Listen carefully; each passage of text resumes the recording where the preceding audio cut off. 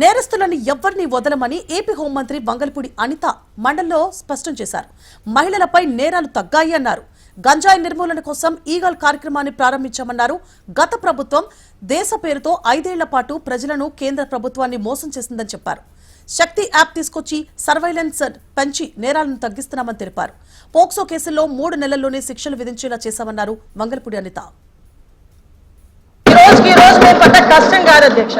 NDA government వచ్చిన తర్వాత నుంచి కూడా ఇందాక ఏదైతే సభ్యురాలు గాంజా గురించి అదేవిధంగా డ్రగ్స్ గురించి మాట్లాడారో అదే గాంజా నిర్మూలన చేయాలి, డ్రగ్స్ ని కంట్రోల్ చేయాలనే ఉద్దేశంతో ఇంకా మేము ఎవరూ కూడా అందులో మేము ఛార్జీలు తీసుకోకుండానే అప్పటి నుంచి కూడా స్టార్ట్ చేసి గాంజా నిర్మూలనకి ప్రత్యేకంగా ఈగల్ అని చెప్పి ఒక టాస్క్ ఫోర్స్ ని ఏర్పాటు చేసి ఒక 5 స్థాయి వ్యక్తిని ఏర్పాటు చేసి ఈ రోజుకి మీకు గాంజా లేదు అని చెప్పట్లేదు అధ్యక్ష. గాంజా కల్టివేషన్ 0 చేసామని చెప్పాం. ఆ విషయం కూడా సభ్యులు దయచేసి అర్థం చేసుకోవాలి. ఇంతకు ముందు ఆంధ్రప్రదేశ్ ని గాంజా ఆంధ్రప్రదేశ్ అనే దగ్గర నుంచి ఈ రోజు గాంజా అంటే 0 గాంజా ఆంధ్రప్రదేశ్ గా మార్చడానికి ఈ రోజు 20 నెలల కాలం మా పోలీస్ డిపార్ట్మెంట్, మా యంత్రాంగం, మా సీఎం గారి సారథ్యంలో చేశామని చెప్పడానికి కూడా నేను గర్వంగా ఫీల్ అవుతున్నాను అధ్యక్ష.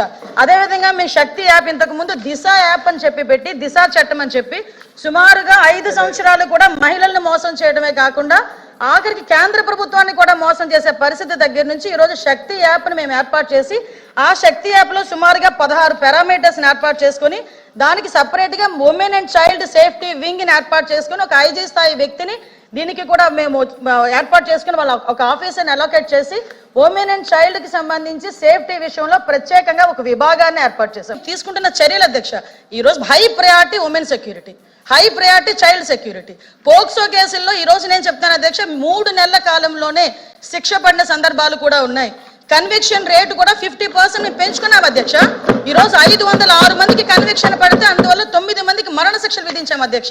అదేవిధంగా 169 మందికి లైఫ్ పడింది అధ్యక్ష.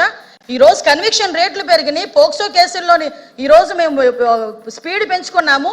కనీసం రిమాండ్ నుంచి బెయిల్ రాకముందే శిక్ష పడే సందర్భాన్ని కూడా ఈ రోజు మేము ఎస్టాబ్లిష్ చేసుకున్నాం. దానికి ఈ రోజు మనందరం కూడా గర్వపడాలి. ఈ రోజు మీరందరూ కూడా సపోర్ట్ చేయాలి.